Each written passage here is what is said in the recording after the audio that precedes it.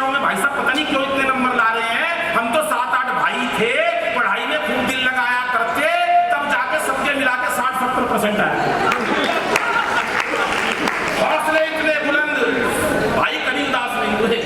हौसले इतने, बहन जी सुनो, पढ़ी लिखी लग रही हो आप, हौसले इतने बुलंद, कभी उदास नहीं हुए। एक साल में तो भाइयों से ज्यादा पास नहीं हुए। वो एक का रिजल्ट आया हरियाणा में, पिताजी बोले तेरा रिजल्ट आया, क्या हुआ? बोला सरपंच का लड़का फेल हो गया। अरे बोला सरपंच का हो गया, तेरा क्या हुआ? बोले पिताजी डॉक्टर का लड़का फेल हो गया। अरे बोला सरपंच का हो गया, डॉक्टर का हो गया। महाराज तेरा क्या हुआ? बोले पिताजी इससे ज्यादा क्या कहूँ, प्रिंसिपल का बेटा फेल हो गया। अरे बोला प्रिंसिपल का होगा, तेरी गुजराऊ, तेरा क्या हुआ? बोला फिर तू कौन सा प्रधानमंत्री लाग गया, तेरा भी नहीं मिट गया। तो ये चीज हमारे बच्चों से सीखो कि आजकल के बच्चे जब ढा रहे हैं परीक्षाओं में पता नहीं क्यों इतने नंबर ला रहे हैं। हम तो 7-8 भाई थे, पढ़ाई में खूब दिल लगाया करते, तब जाके सबके मिला के 60% नंबर आया करते। हौसले इतने बुलंद, कभी उदास नहीं हुए। एक साल में तो भाइयों से ज्यादा पास नहीं हुए। घर वालों ने जो पुस्तक एक बार दिलवा दी, सारी जिंदगी कोई चला दी। छोटे वाला भाई कई उसने पढ़ा, पूरा जोर लगा दिया, अगली क्लास में नहीं चढ़ा। केवल 2 मिनट की कविता मस्ती लेना, पूरा जोर लगा दिया, अगली क्लास में नहीं चढ़ा। 12वीं कक्षा में इस पंच पे सबका आशीर्वाद और आपकी तालियां चाहता हूं, मेरे को बधाई देना। 12वीं कक्षा में मेरे उस टाइम में, उस समय में 33% नंबर आए थे। क्या बात है, किसी ने ताली नहीं बजाई। 12वीं में अकेले के 33% नंबर आए थे। घर वालों ने जश्न मनाए थे उस टाइम जब 33% नंबर आए थे। कैसे जश्न मनाए थे? जब मैं रिजल्ट देख के घर लौटा तो अद्भुत घड़ी थी, बड़ी बुआ दरवाजे पे आरती का थाली पूजा करने के लिए कहने लगी, बच्चे ने इतिहास रच दिया। बुआ बोली, बच्चे ने इतिहास रच दिया, और इसी खुशी में सवेरे की समामणि, शाम का भंडारा कर दिया। अब तालियां बाबू इस बात पर चाहिए, आप प्रबुद्ध लोग, आप बड़े लोग हो, आपका आशीर्वाद चाहता हूं मालिक। आज बच्चों के 90% नंबर आते जब भी आत्महत्या कर देते हैं। पहले 33% में भी भंडारे होते थे। हमने बच्चों का बचपन कहाँ मार दिया। बड़ी बुआ दरवाजे पे आरती का थाली लिए खड़ी थी, कहने लगी, बच्चे ने इतिहास रच दिया, इसी खुशी में सुबह की समामणि, शाम का भंडारा रख दिया। पिताजी ने पूरे घर में सफेदी करवा दी खुशी खुशी में, और मार्कशीट शीशे में जड़वा के ड्राइंग रूम में टंगवा दी। मैं रिश्तेदारों को दिखाऊंगा। कविता का सबसे पावरफुल पंच देता हूँ, आपकी तालियां चाहता हूँ। बड़ी अम्मा ने तो यहाँ तक कह दिया, दादी माँ ने तो यहाँ तक कह दिया, अब जब तक इस बच्चे की पढ़ाई चलेगी, घर में देसी घी की अखंड जोत चलेगी।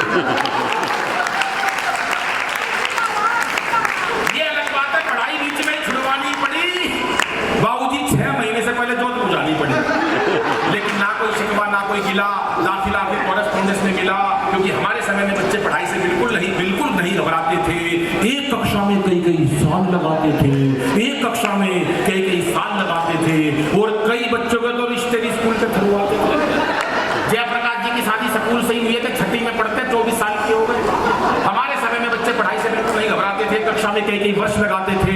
कई बच्चों को तो रिश्ते भी स्कूल के थ्रू आते थे, और भाई साहब कई बार तो सिलेबस तक एक्सपायर हो जाया करते, बच्चे वहीं पढ़े रहते, मास्टर रिटायर हो जाए। और अंतिम लाइनें पढ़कर अपना स्थान लेता हूं कि जो बच्चे एक कक्षा में कई वर्ष लगा दिया करते, उन्हें अगले साल कक्षा का मॉनिटर बना दिया करते। और अब आपका IQ चेक करता हूं, आपकी तालियां चाहता हूं, आप प्रबुद्ध लोग हो, जिम्मेदार नागरिक हो। जो बच्चे एक कक्षा में कई वर्ष लगा दिया करते, उन्हें अगले साल कक्षा का मॉनिटर बना दिया करते, वही बच्चे आज देश के विजेता बन गए, और उस टाइम के सारे मॉनिटर आज देश के नेता बन गए, और उस टाइम के सारे मॉनिटर आज देश के नेता बन गए। लेकिन आजकल के बच्चे अरे जाने किस तनाव में रहते हैं, आजकल के बच्चे जाने किस तनाव में रहते हैं, हर वक्त एक अभाव में रहते हैं। अरे बच्चों का बचपन बस्ते के बोझ तले दब गया, बच्चों का बचपन बस्ते के बोझ तले दब गया, और माँ बाप का प्यार कंप्यूटर, टीवी, मोबाइल टीवी। धन्यवाद, बहुत बहुत नमस्कार।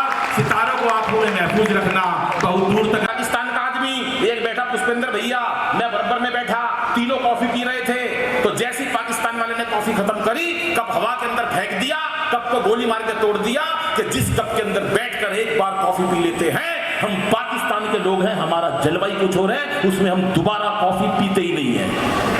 अच्छा भाई, तू बड़ा पाकिस्तानी आदमी, चाइना का आदमी। जैसी कॉफी खत्म करी, कप वप नहीं उछाला, जिस कुर्सी पे बैठा था वो हवा के अंदर उछाल के फेंक दी, उसके 2 गोली मार के कुर्सी तोड़ दी।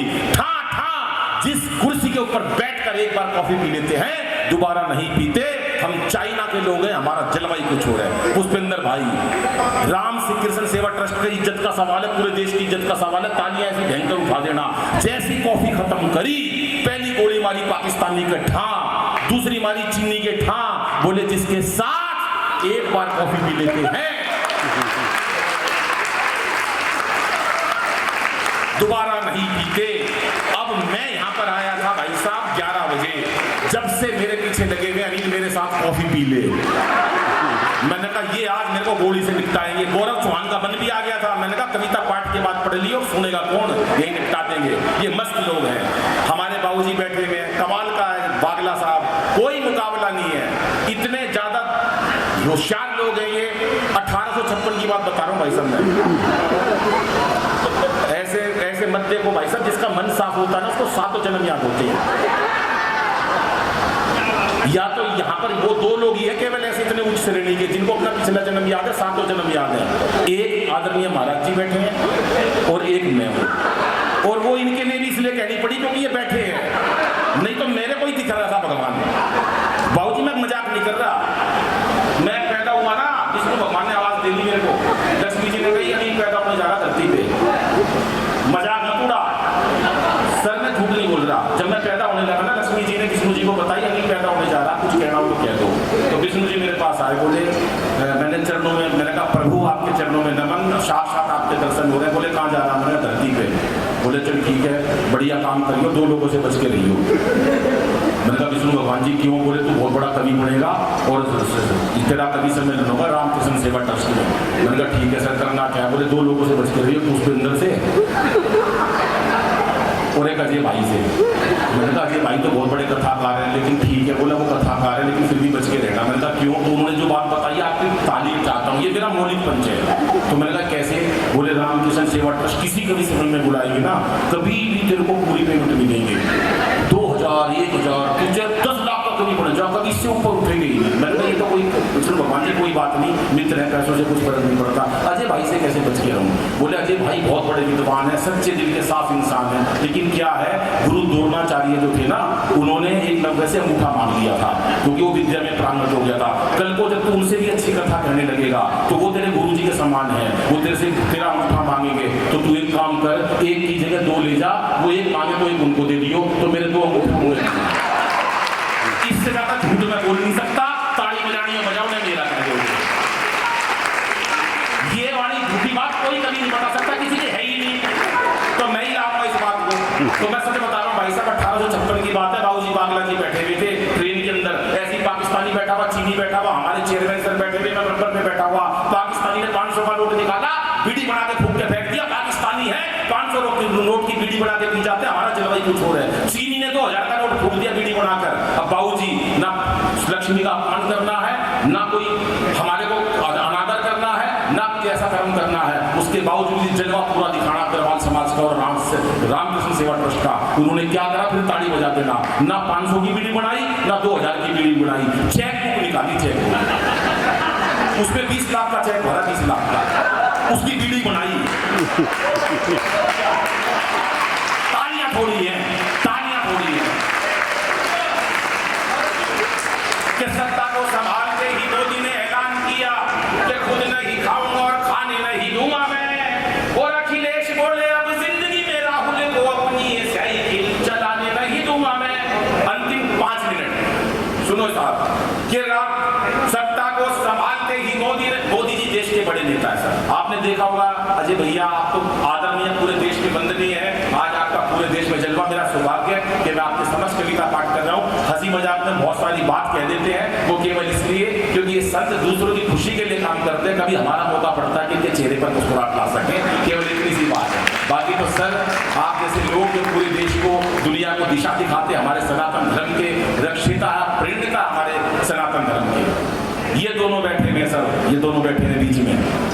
आज मोदी जी का कोई मुकाबला नहीं है, जहां जाते हैं जीत के मुरली मनोहर जोशी और अडवाणी जी को अपने साथ ले जाते हैं, उनको दिखाते हैं शपथ ग्रहण समारोह कैसे होता है, और अपने सामने ऐसे बिठे जाते हैं जैसे जयप्रकाश जी और पुष्पेंद्र जी बैठे हैं, ऐसे बिठा देते हैं अपने सामने, और एक ही बात कहते हैं मित्रों, आज मैं जो कुछ भी हूँ, जहां कहीं भी हूँ, इन दोनों की वजह से हूँ, और ये दोनों जहां कहीं कि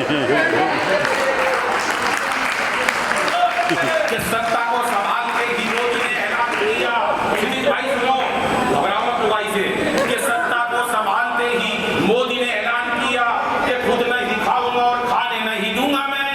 और अखिलेश बोले अब जिंदगी में राहुल को अपनी ये साइकिल चलाने नहीं दूंगा मैं। अमित शाह बोले चाहे कोई भी जुगाड़ करूं, गवर्नमेंट किसी को बनाने नहीं दूंगा मैं। अब योगी का ज्ञान याद करना, इस कोड रोमियो जो उन्होंने चलाया था, और भरपूर तालियां चाहिए। अमित शाह बोले चाहे कोई भी जुगाड़ करूं, गवर्नमेंट किसी को बनाने नहीं दूंगा मैं। और योगी जी ये बोले मेरा नारी से क्या लेना देना, खुद ना पटाई और पटाने नहीं दूंगा, खुद ना पटाई और पटाने नहीं दूंगा।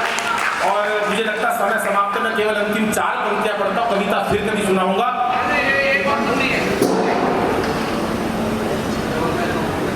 वो सुनाऊंगा। चलो एक कविता की डिमांड करिए, 3 मिनट की कविता। सब टीवी वाह वाह क्या बात, जो तारक मेहता का उल्टा चश्मा में जो शैलेश लोढ़ा प्रस्तुत करते थे, देश का पूरी दुनिया का सबसे लोकप्रिय कवि सम्मेलन, जो पूरे देश में इससे हिट कोई शो नहीं हुआ, 27 देशों में हो जाता था। और मेरा सौभाग्य कि मैं आपके समाज का वो बच्चा, ये कहते हैं मैं अंतर्राष्ट्रीय बन गया, मैंने पूरे देश में नाम किया, करोड़ों फॉलोअर्स है, लेकिन सच्ची बात यह है अगर मेरे ऊपर किसी का आशीर्वाद है तो वो मेरा समाज है, जिन्होंने हमेशा मेरे को प्यार दिया। मैं